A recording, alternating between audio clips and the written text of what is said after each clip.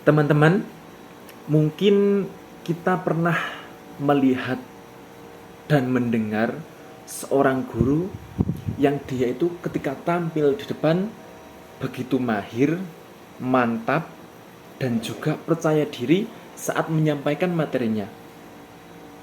Dan dia juga pandai memilih metode atau strategi dalam menyampaikan pembelajaran itu. Sehingga kita sebagai salah satu siswanya merasa nyaman, semangat, dan juga antusias saat mengikuti dan juga memperhatikan guru tersebut. Dan bahkan kita sampai timbul atau terbesit di dalam benak kita, oh iya, suatu saat kalau saya menjadi seorang guru, saya ingin sekali menjadi bapak tersebut. Saya ingin menjadi seperti ibu tersebut. Pernah mungkin ya. Baik, dalam video kali ini saya Wahyu Hifdul Hali dengan NPM 2004010021 akan sedikit sharing. Kita akan membahas bagaimana bisa menjadi seorang guru yang dapat meningkatkan dan menambahkan rasa semangat dan antusias peserta didik saat kita menyampaikan pelajaran dan juga materi. Salah satunya yaitu dengan kemampuan mengelola kelas. Teman-teman semua, kita semuanya telah mengetahui bahwasanya tugas pokok, tugas utama seorang guru ialah mentransfer ilmu kepada siswa atau peserta didiknya. Namun, pada hakikatnya, kemampuan tersebut harus kemudian didukung dengan keterampilan-keterampilan lain.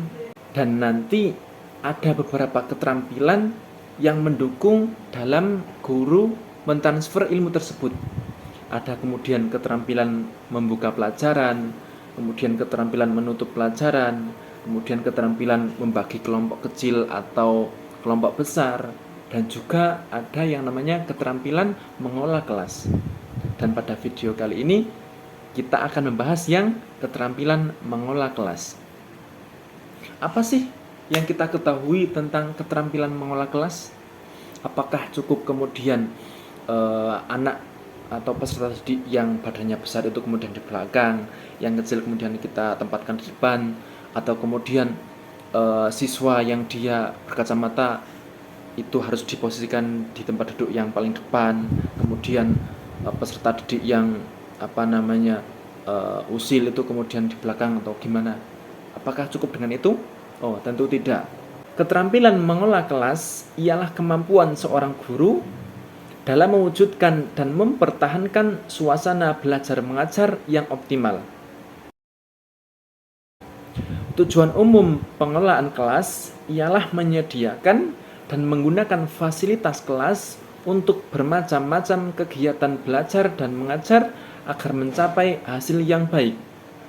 Tujuan dari pengelolaan kelas ialah pertama, mewujudkan situasi dan kondisi yang memungkinkan peserta didik mengembangkan kemampuannya secara optimal, menghilangkan berbagai hambatan dan pelanggaran disiplin yang dapat merintangi terwujudnya interaksi belajar mengajar, kemudian mempertahankan keadaan yang stabil dalam suasana kelas sehingga bila terjadi gangguan dalam belajar mengajar dapat dikurangi dan dihindari, melayani dan membimbing perbedaan individual peserta didik, dan mengatur semua perlengkapan dan peralatan yang memungkinkan peserta didik belajar sesuai dengan lingkungan sosial, emosional, dan intelektual peserta didik di dalam kelas. Adapun tujuan khususnya ialah mengembangkan kemampuan peserta didik dalam menggunakan alat-alat belajar, menyediakan kondisi-kondisi yang memungkinkan peserta didik bekerja dan belajar, serta membantu peserta didik untuk memperoleh hasil yang diharapkan. Kemampuan mengolah kelas harus dimiliki oleh setiap guru, karena guru adalah pihak yang berhubungan secara langsung dengan peserta didik. Guru harus mengetahui kondisi dan kekhususan masing-masing kelas, baik yang menyangkut peserta didik maupun yang menyangkut lingkungan fisiknya. Tindakan pengelolaan kelas yang efektif apabila guru dapat mengidentifikasi dengan tepat hakikat masalah yang sedang dihadapi, sehingga pada gilirannya guru dapat memilih strategi penanggulangan yang tepat pula. Tindakan yang dapat diambil oleh guru tersebut dapat berupa: pertama, pencegahan, kemudian korektif atau tindakan, dan kemudian kuratif atau penanggulangan disesuaikan dengan masalah yang terjadi. Perlu kita ketahui juga teman-teman semua, pengelolaan kelas tidak terwujud hanya berupa pengaturan ruangan dan tempat duduk, tetapi juga dalam bentuk interaksi yang baik dengan peserta didik dan penciptaan hubungan guru dan peserta didik serta hubungan antara peserta didik yang baik. Perwujudan pengelolaan kelas yang baik adalah terciptanya kondisi yang optimal untuk proses belajar mengajar yang efektif. Dan kemudian ada beberapa faktor yang harus diperhatikan dalam pengelolaan kelas agar pengelolaan tersebut dapat diusahakan secara maksimal dan membantu dalam proses pendidikan. Adapun faktor-faktor tersebut diantaranya ialah: pertama, ada yang namanya pribadi guru.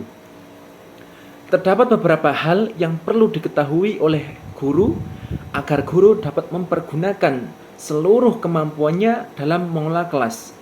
Di antaranya ialah bahwa guru harus mengenal dirinya sendiri dan mengenal peserta didik. Menurut Hadi, tidak setiap guru memiliki sifat-sifat yang dibutuhkan oleh profesi kependidikan, misalnya disiplin guru. Oleh karena itu, guru perlu berusaha untuk mengenal dirinya sendiri dan selanjutnya membina kepribadian yang baik sebagai guru.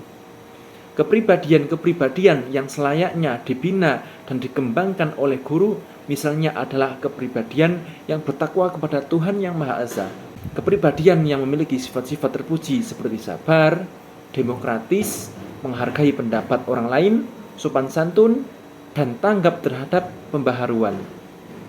Pengenalan terhadap peserta didik juga merupakan satu hal yang mutlak dimiliki oleh seorang guru. Apabila guru tidak mengenal peserta didik, maka proses pembelajaran yang berlangsung tidak akan berhasil dijalankan karena guru cenderung menyamaratakan semua peserta didik. Masing-masing peserta didik itu memiliki perbedaan-perbedaan dan juga persamaan-persamaan.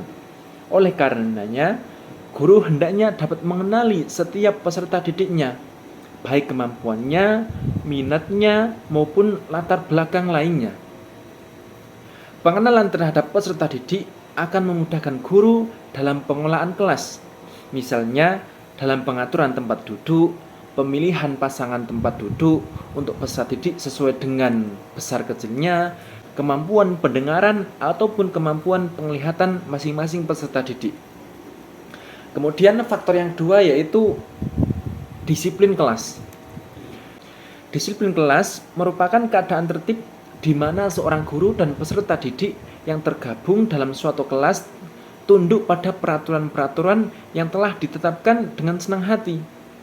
Suasana tertib di dalam kelas merupakan salah satu syarat penting bagi berjalannya proses belajar mengajar yang efektif.